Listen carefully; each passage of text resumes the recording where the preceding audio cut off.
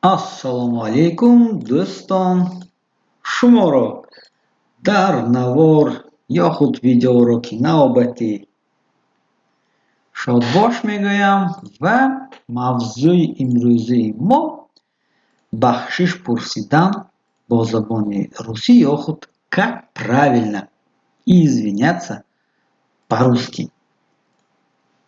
Мо ҳама комил нестем ва баъзан хатогӣ мекунем. Мо бояд ин хатогиҳоро эътироф, яъне қабул карда бахшиш пурсем, бо ки нест. Аз ин рӯ имрӯз ба шумо оиди чӣ гуна бо забони русӣ дуруст бахшиш пурсидан ва чӣ гуна узрхоҳии дигаронро қабул карданро дида мебароем дӯстон. Албатта ба канал подписаться мекунем. Агар то ҳол подписаться карда набошед, бовар дорам ки подписаться кардаед. Бо ин видео поделиться мекунем, то дӯстон низ огоҳ бошанд. Ва агар ягон гуфтанӣ дорем, дар шарҳҳо комментарий менависем.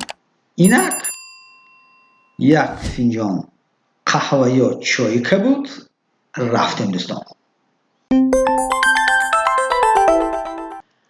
Акнун дӯстон бо забони русӣ аз ҳама бисёр вақте истифода мебаранд вақти узрпурсӣ ин калимаҳои извините ва простите.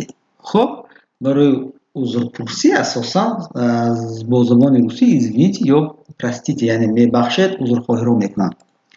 Акнун савол шуданаш мумкин ки фарқи онҳо дар чист? Дар асл дӯстон онҳо фарқи калон надоранд, яъне бо ҳаммаънӣ мебошанд ва мантиқи прости извини бошад. Хуб, прости извини, яъне мо инҳоро истифода мебарем асосан бо дӯстон, яъне бо онҳое ки мо бо ту ҳамсӯҳбат ҳастем. Анакнун простите извините ин асосан дар муоширати расмӣ бо калонсолон ва бо ҳамкорон истифода мекунем извините. Извините ба шумо ва извини ба ту. Хуб, биёед дар мисолҳо мебинем. Прости ё ин ки извини. Метавонед прости истифода баред, метавонед извини истифода баред. Прости, что я опоздал. Автобус пришел слишком поздно. Узр, мебахшӣ ки ман дер мондам. Автобусам хеле дер омад. Прости, извини, узр, мебахшӣ, что я опоздал, ки ман дер мондам. Автобус пришел слишком поздно. Автобуси ман хеле дер омад. Ана акнун мегузарем ба простите ё извините. Вақте бо каси мо шумо гуфта муроҷиат мекунем. Простите за опоздание.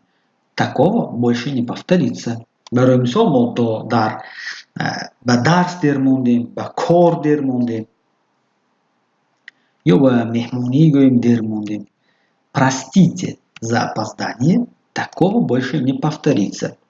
Мебахшед ки ман дер мондам, дигар такрор намешавад. Простите, мебахшед, узр за опоздание, ки ман дер мондам, такого больше не повторится. Ин такрор намешавад. Ин дигар такрор намешавад. Простите, я не хотел. Мебахшед, ман ин хел шуданро намехостам. Яъне ин хел шудани кор, рафтор. Простите, я не хотел. Узр, ман намехостам. Мебахшед, ман намехостам. Я не хотел. Инчунин ба бахшиш ё худ узрхоҳӣ мо метавонем калимаи пожалуйста истифода барем. Лутфан. Яъне ин узрхоҳии шуморо боз ҳам мулоим мегардонад. Яъне агар мо калимаи пожалуйста-ро пеш аз извините гузорем, андак бахшиши мо боз ҳам аз таҳти дил ё худ гӯем қабулкунанда шуданаш мумкин. Хуб, мисол. Прости меня, пожалуйста, это вышло случайно. Маро мебахши, ин нохост шуда монд. Прости, извини меня, пожалуйста, лутфан мебахши. Баъза мегӯянд ки илтимос маро бубахш, ин нохост шуд. Простите, пожалуйста, что не смог вам помочь. Яъне шумо бо дилсӯзӣ мегӯед ки пожалуйста, лутфан. Яъне шумо мехостед ёрӣ диҳед, лекин натавонистед. Узри бисёр дӯстам, ки ман ба шумо ёрӣ дода натавонистам. Простите, пожалуйста, что не смог вам помочь. Пожалуйста, прости меня. Илтимос, маро бубахш. Лутфан, маро бубахш. Пожалуйста, прости меня. Пожалуйста, извините, что взял вашу книгу без разрешения. Илтимос, маро бубахшед, ки китоби шуморо беиҷозат гирифтам. Пожалуйста, извините. Пожалуйста, простите. Маро бубахшед, илтимос бубахшед, ки китоби шуморо, что взял вашу книгу без разрешения, беиҷозат гирифтам.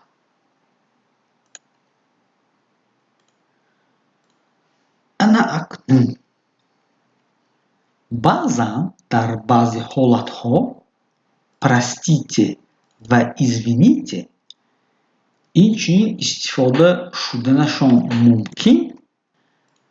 Простите ва извините шуморо барои гӯем хушмуомила ё худ ба одоб буданатонро нишон додан низ истифода кардан мумкин. Мисол, шумо аз шахси ношинос ягон чӣ мепурсед, ё ин ки шумо соатро ҳам мисол мепурсед. Барои ҳамин метавонед қаблан извините ё простите гӯед. Мисол мо низ бо забони тоҷик мегӯем ку мебахшед соат чанд аст, мебахшед ба фалон ҷо чӣ хел гузаред. Биёед бо мисол мебинем. Извините, не могли бы вы мне помочь? Мебахшед, ба ман ёрӣ дода наметавонед? Простите, не могли бы вы мне помочь? Мебахшед, узр, ба ман ёрӣ дода метавонед? Наметавонед? Ё худ извините, как пройти на Старый Арбат? Мебахшед, ба Старый Арбат чӣ хел гузарам? Ё ин ки извините, как пройти до Панҷшанбе? До рынка Панҷшанбе. Узр, то бозори Панҷшанбе чӣ хел гузарам? Извините, который час? Мебахшед, соат чанд аст? Узр, соат чанд аст? Хуб, яъне мо инҷо извините ё проститеро истифода кардаем барои он ки хушмуомила будани худро нишон диҳем. Ана акнун дӯстон, баъзан мешавад ки на танҳо мо фақат бахшиш мепурсем ва аз мо низ касе бахшиш пурсиданаш мумкин. Инак чӣ хел бахшишро яъне қабул кунем. Акнун барои бахшишро яъне ҷавоб гардонидан истифода мешавад извинять, прощать. Инҳо низ ҳаммаъно ҳастанд. Яъне инҳоро истифода мекунем мо асосан дар он ҳолатҳое ки шахс дар пеши шумо ягон кори ношоиста кард ва аз шумо бахшиш мепурсад. Шумо мегӯед: я прощаю тебя, вас. Узри шумо қабул, ман шуморо бахшидам, ба мисол. Я извиняю тебя, узри ту қабул аст, ман туро бахшидам.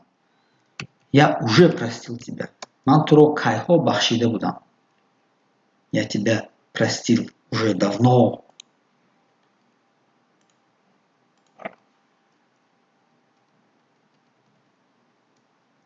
Инчунин бо дӯстон вақте суҳбат мекунед, метавонед соддатар ҷавоб диҳед.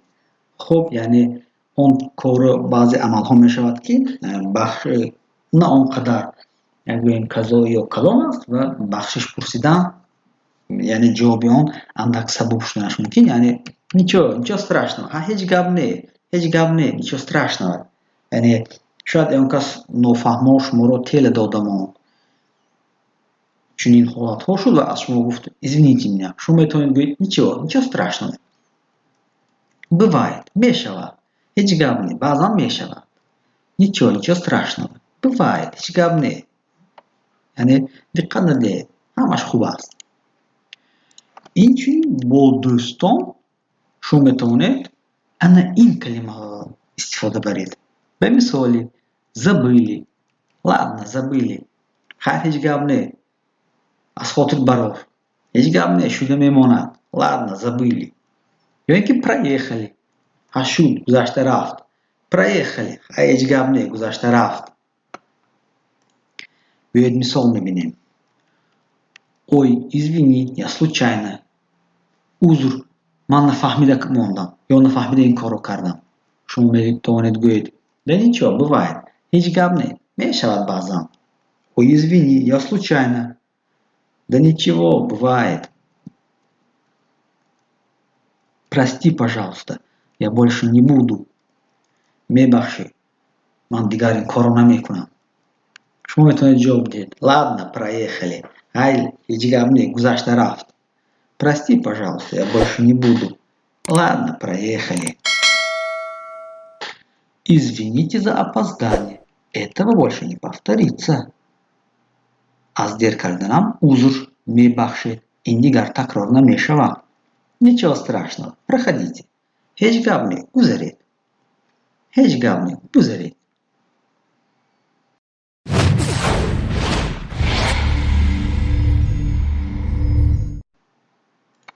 اینک دوستان در این ویدیو ما عباره های اساسی رو دیده برآمدیم البته در سخنرانی هر روزه عباره های دیگر نیز وجود دارند اما اساس های آن این پیشنهاد کرده حاضر بود یعنی بشوفه در اکثر حالت ها برای شما آن کافی خواهد بود ضمناً اگر شما راه های دیگری عذرخواهی یا پاسخ دادن به عذرخواهی را دارید در این باره البته در شرح یعنی کامنتاری نویسید دوستان اینک تا نمایش های آینده دائما سلامت و موفق باشید دوستان خیر